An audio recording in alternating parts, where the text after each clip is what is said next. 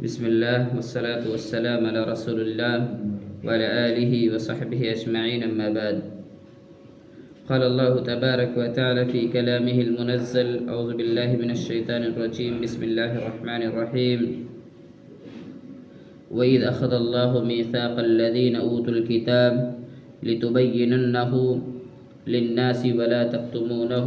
فنبذوه وراء ظهورهم واشتروا به ثمنا قليلا فبئس ما يشترون. لا تحسبن الذين يفرحون بما أتوا ويحبون أن يحمدوا بما لم يفعلوا فلا تحسبنهم بمفازة من العذاب ولهم عذاب أليم. اللہ تعالیٰ فرماتے ہیں،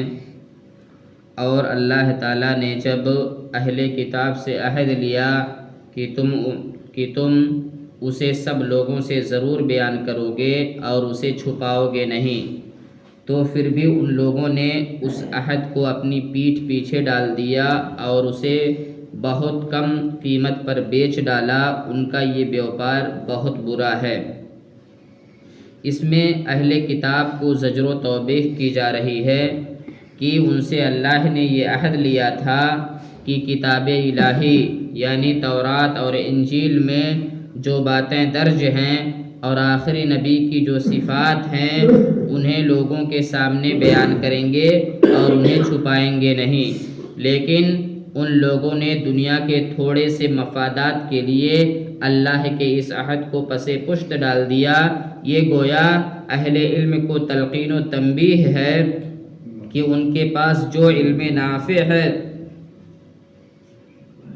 جس سے لوگوں کے عقائد و اعمال کی اصلاح ہو سکتی ہو وہ لوگوں تک ضرور پہنچانا چاہیے، اور دنیاوی اغراض و مفادات کی خاطر ان کو چھپانا بہت بڑا جرم ہے. قیامت والے دن ایسے لوگوں کو آگ کی لگام پہنائی جائے گی. یہ صفات یہودیوں کی یہ صفات بھی آج اس امت محمدیہ کے لوگوں کے اندر بھی پائی جانے لگی ہے. بہت سارے علماء اور مشائخ ایسے ہیں جنہیں معلوم ہے کہ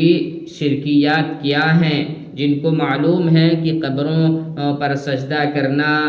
اور فاتحہ کرنا، اس طرح کے دیگر خرافات کرنا اسلام کے اندر حرام ہے، لیکن چونکہ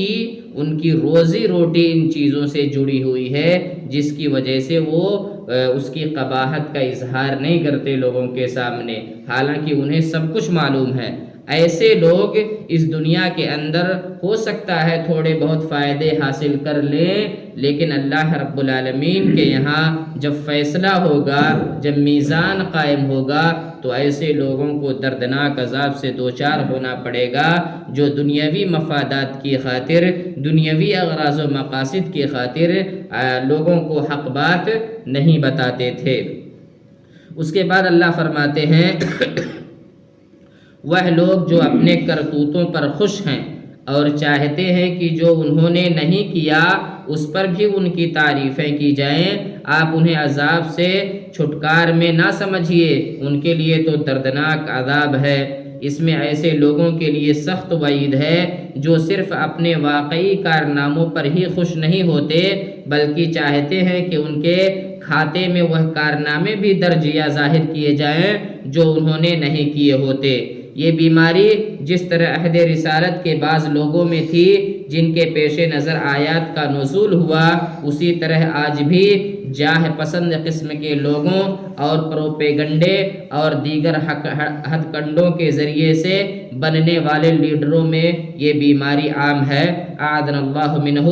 آیت کے سیاق سے یہ بھی معلوم ہوتا ہے کہ یہودی کتاب الہی میں تحریف و کتمان کے مجرم تھے، مگر وہ اپنے ان کرتوتوں پر خوش ہوتے تھے. یہی حال آج کے باطل گروہوں کا بھی ہے. وہ بھی لوگوں کو گمراہ کر کے، غلط رہنمائی کر کے اور آیات الہی میں معنوی تحریف و تلبیس کر کے بڑے خوش ہوتے ہیں اور دعویٰ یہ کرتے ہیں کہ وہ اہل حق ہیں، اور یہ کہ ان کے دجل و فریب کاری کی انہیں داد دی جاتی ہے. قاتلہم اللہ انا یؤفکون. اس آیت کریمہ سے ہمیں ایک پیغام دیا جا رہا ہے کہ اگر جو کام ہم نے کیا ہے، جو خدمات ہم نے کی ہیں، اگر اس پر ہماری تعریف ہوتی ہے تو ٹھیک ہے، کوئی بات نہیں، لیکن اگر جو کام ہم نے نہیں کیا، جو ذمہ داری ہم نے ادا نہیں کی ہے، اس کے باوجود ہم ان کاموں کی تعریف چاہیں، ان کاموں کی تعریف سننے کی کوشش کریں، تو یہ چیز شریعت اسلامیہ کے اندر جائز نہیں ہے۔ یہ یہودیوں کا کرتوت ہے، یہ یہودیوں کی صفت ہے، لہٰذا اس صفت سے ہمیں دور رہنے کی کوشش کرنی چاہیے۔ اس کے بعد اللہ فرماتے ہیں آسمانوں اور زمین کی بادشاہی اللہ ہی کے لیے ہے اور اللہ تعالیٰ ہر چیز پر قادر ہے۔ آسمانوں اور زمینوں کی پیدائش میں اور رات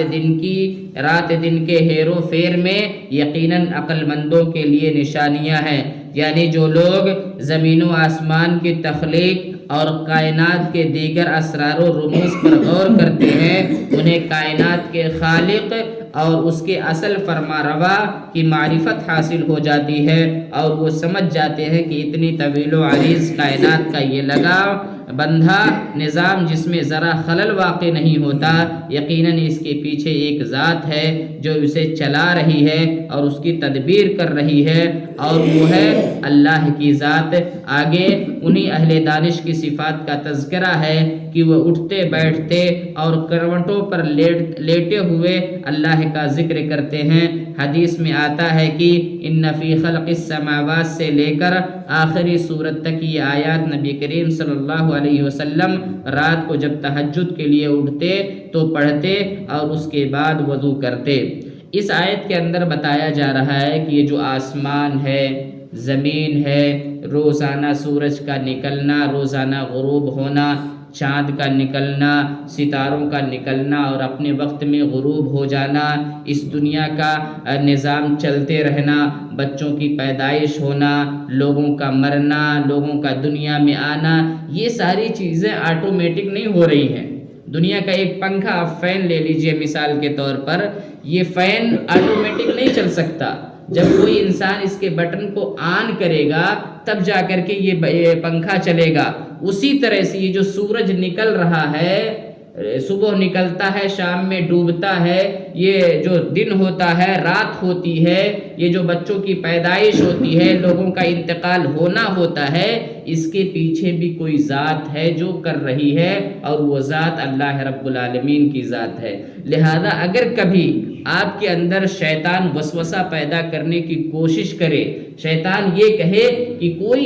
کوئی ذات نہیں ہے، تو آپ اللہ رب العالمین کی تخلیقات میں غور و فکر کریں، آپ کو یقین ہو جائے گا کہ ایک پنکھا جو خود سے ہل نہیں سکتا، تو اتنی بڑی کائنات آٹومیٹک وجود میں نہیں آ سکتی ہے، اس کے وجود میں لانے والی کوئی ذات ہے اور وہ اللہ تعالیٰ کی ہے۔ اللہ تعالیٰ سے دعا ہے اللہ تعالیٰ ہم تمام مسلمانوں کو کتاب و سنت کو صحیح معنوں میں سمجھنے کی توفیق عطا فرما، آمین۔